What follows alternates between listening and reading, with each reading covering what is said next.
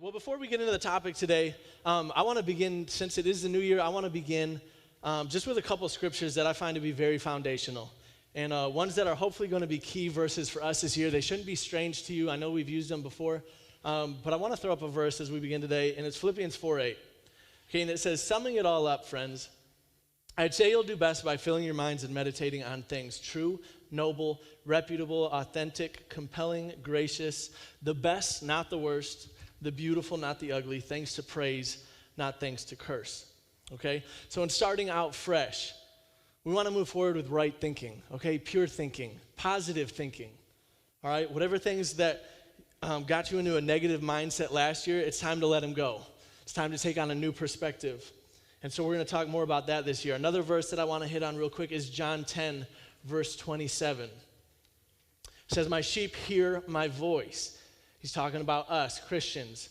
We hear my voice, and I know them, and they follow me. So in starting fresh, we need to know without a shadow of a doubt that God speaks to us, okay? We need to know that we are capable of knowing and recognizing our Heavenly Father's voice, okay? That's available to all of us. So we're going to dig into that more this year. Another one that I want to just kind of set the tone with is Psalms 100, verse 2. It says, worship the Lord with gladness. Come before him singing with joy. You guys understand that we spend a third of our time on Wednesday nights in praise and worship. A third of our time because we think it's a really big deal. This year we're going to open up the topic of worship. We're going to expose it for the gift that it is as well as the power that's found inside of it. Okay? So important for us. And then the last but not least is 2 Timothy 4:5. This is one of my favorite verses in the entire Bible. It says, but you should keep a clear mind in every situation. Don't be afraid of suffering for the Lord. Work at telling others the good news and fully carry out the ministry God has given you. Now, what's happening is Paul is talking to Timothy. He's encouraging him. And he goes into some of these attributes of a mature Christian. He says someone who is okay, a mature Christian is someone who is okay with suffering for the Lord. In other words, enduring affliction, persecution, being okay with people mocking you for what you believe. Okay? A mature Christian is someone who is bold with their faith and tells others about Jesus. He says, telling others the good news. The good news is that Jesus came and he died in your place and he rose again so that you could have a relationship with God. And you wouldn't have to spend an eternity in a very real hell. Okay? And a mature Christian is one who is accomplishing God's call on their life. He says, carry out the ministry God has given you. Your ministry is whatever calling God has on your life. Whatever it's to do. And so we want to talk about that this year. Man, what is your guys' calling now? Not in the future, but now. What does your calling look like? What does God have planned for you that you can actually walk in right now? Now, obviously, we have easily I know there's 52 weeks in a year, but we probably meet for 48 weeks out of the year, okay? That means 48 messages. So obviously, we're going to talk about a vast majority of other topics as well. We're going to get into some nitty-gritty on some other things. But I really just wanted to share these because I think they're so foundational, and I always want to continue pursuing, watching over our thought life, learning to hear from God, going deeper in worship, telling people about Jesus. Come on, we got to be telling people about Jesus and fulfilling God's call on our life, all right? Sound good? Can we move forward with this year of 2023 with those things in mind? Absolutely. I think we can. Well, as we jump into this new year, I'm really just curious, how many of you guys, you can just be honest, say, I'm glad 2022 is over. I'm done with that year. Okay. Me too. I'm not going to lie, man. That year really tripped me up in some areas, and so I'm ready for this year to be done. Who loved 2022? You're like, that was my year. I shined. It was awesome. Yeah, hey, put it up high. No shame. Happy for you. Yes. Had a great 2022. I love it. But there's just something about getting a fresh start. There's something about guys, y'all should not be talking in that row. We'll separate y'all if we need to, all right? There's something about letting last year be last year. And just starting January 1st, and now we're at January 11th, and just saying, you know what, man, I'm starting new. I'm going to make some changes. I'm going to do it differently this year. Because sometimes all the things that happened by the end of the year can just feel like a lot. And I know for myself, when it gets to January, it's like, okay, that was last year. I don't need to carry that into this year. But regardless of where you are in relationships, academics, sports, relationship with God, let's mark today as a fresh start, okay? Bad habits you carried around last year, done with them. Not you anymore. Don't hold on to that anymore. Poor decisions you made, put them behind you. New year, new you, all right? I don't know. I just really think New Year's should feel like a breath of fresh air. But where's my New Year's resolution, people? You say, January 1st, I had a resolution. Resolution is like a goal, okay? Where y'all at? Anybody, you made a New Year's resolution? A couple of you? Okay. Anybody want to share what their New Year's resolution was? What? Go to the gym more. Me too, brother. Oof. Anybody else? You made a New Year's resolution.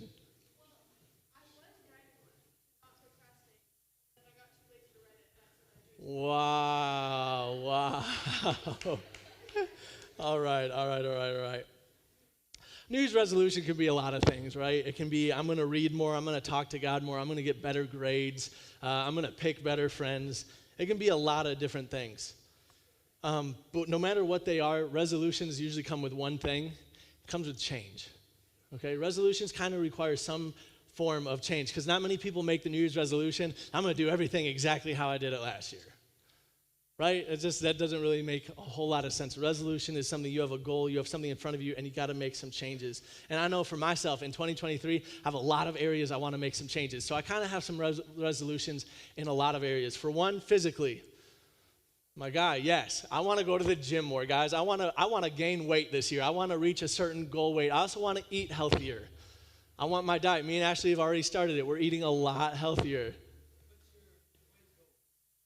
I'm not sharing because that exposes where I'm at, and I'm just, nope. But I'm making it hard on myself. I'm trying to get to a weight that I've never been my entire life. So y'all can hold me accountable. Maybe I'll share another time, all right? But physically, I want to make some goals, okay? Mentally, guys, I want to think more positively this year. I want to think more biblically this year. I know I'm not the only one that, I carried around a lot of negative thoughts last year for no reason. It did me no good. So mentally, I want to make some changes. Spiritually, I want to go deeper with God this year than I did last year. Economically, I want to make some wise financial decisions. I want to make some smart money moves. And then relationally, I want to strengthen and invest in the close relationships that I have. My marriage, my friendships, my families. I want to invest in those things. So I've got a lot of different goals. And one of the things that I found is that the best things that we can do to start a new year is to look back on what did and didn't work. So when you guys think about last year, what worked for you? What didn't work? What didn't work? Because if it didn't work, we need to try something else. A lot of you have heard that phrase that says insanity is doing the same thing over and over again and expecting different results. Who's done that before? Yeah, it just doesn't make a whole lot. I'm going to do the same thing and expect a different outcome. It doesn't really make any sense. And so if something wasn't working last year for your goals to progress, if something wasn't working for you to go deeper spiritually, it's time to make a change and make a little bit of an adjustment this year. Can we be honest with ourselves that maybe last year we struggled with fear a little more than we would have liked to? Maybe last year we struggled with depression or anxiety a little more than we would have liked to. Anybody, just me? I know I did. Maybe we've dealt with insecurities more than we would have liked to.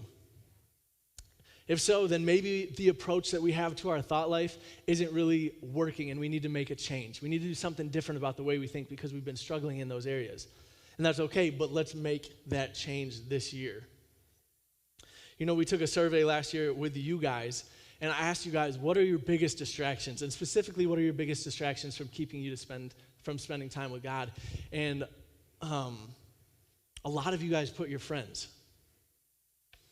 And that was months ago. And so we're halfway through the school year. I got to ask you, the changes that you made to where your friends weren't such a big distraction, did it work? Or are you in the same place you were when you wrote that down and told me about it? Did it work? Another thing that you guys put down, and this was mine as well, is you said TikTok, social media, and your phones. This was like across the board. Almost everybody said they're my biggest distraction. Me too.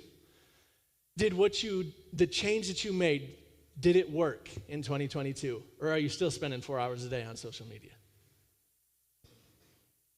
I know for myself, it probably was in some way 3-4 hours a day on some form of social media, my phone, something. And I can tell you honestly now, at tops, I spend maybe 10 minutes a day on Facebook and Instagram. Changes have got to be made. If they didn't work for you, what can work for you? What can you try this year? Because I don't want to be stuck in that same routine. Guys, less time on social media isn't just so you can say that you spend less time. It's so that you can have time to address other areas. Less time on social media means that you can address the issue that you're having with anxiety.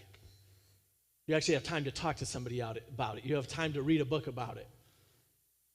Less time on social media means that you can give a little attention to those grades that you told your parents that you would get up, but you didn't. It's not just to say, oh, I spend less time on my phone. It's so that you can make room for other areas in your life. Man, I spend less time on social media. Now I have time to talk to God every once in a while. Now I have time to open my Bible. I have time to read a verse I don't even understand and study it out to figure out what it means.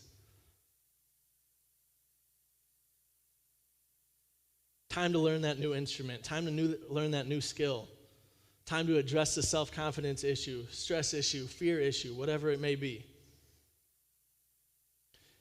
Are you guys aware, does it resonate with you guys that it's possible to live stress-free, fear-free, depression-free, anxiety-free, insecure-free? You guys can live a life that way every day.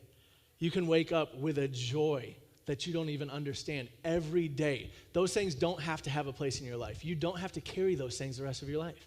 Do y'all know that? That's a very real thing. But it comes at a cost, and maybe for the cost, it's cutting time off that distraction to invest in these other areas. It really just comes down to, what do you guys want more? And I think it's a great time at the beginning of a year to say, what do I want out of this year? Do you want the end of 23 to look the same as 2022? Be in the same predicament? I tell you what, I really don't. Last year, you guys told me that a couple of the subjects you wanted me to talk about, I think probably the most common, were to know God more and to know more about the Bible. Did you progress in those areas? Did you make changes? Did you do anything? Were you in the end of 2022, could you say, hey, I progressed in my relationship? Some of you, both hands up, y'all could do it. You were like, yes, I absolutely went deeper. Others, maybe you never made room for it. Did it work? Did it not work? If your response was, well, I went to Reach more often, great. That's an awesome first step. We're not going to get you where you need to go, just 1 hour a week.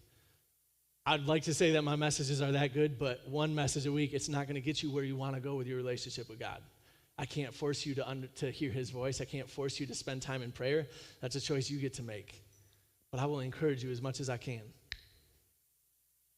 We know this: when you spend time with God, the way you think, the way you speak, and the way you act change, okay? You think more honestly, you talk more lovingly, and you treat people better. If there isn't change in those areas, then maybe you need to make a change in how you're approaching your time with God. Fresh.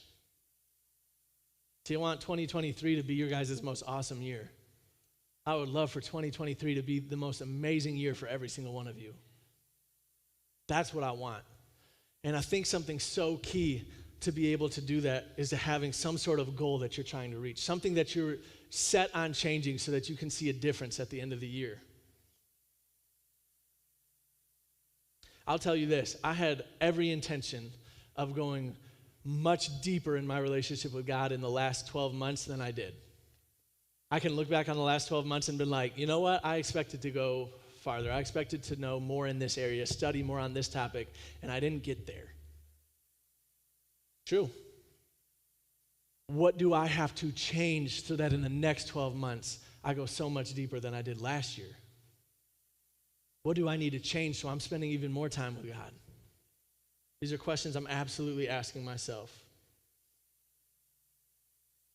So I want us to start thinking right now, as I'm talking the last few minutes, I want you to start thinking about goals that you have for 2022. I want you to start thinking, you can do multiple goals, but I just encourage this. Let one of them be a spiritual goal. Something like know God more, spend more time reading the Bible, praying more, understanding this about the Bible, maybe going to church more, whatever it may be. Let there be a spiritual goal that you can attain for this year, and then whatever else you want.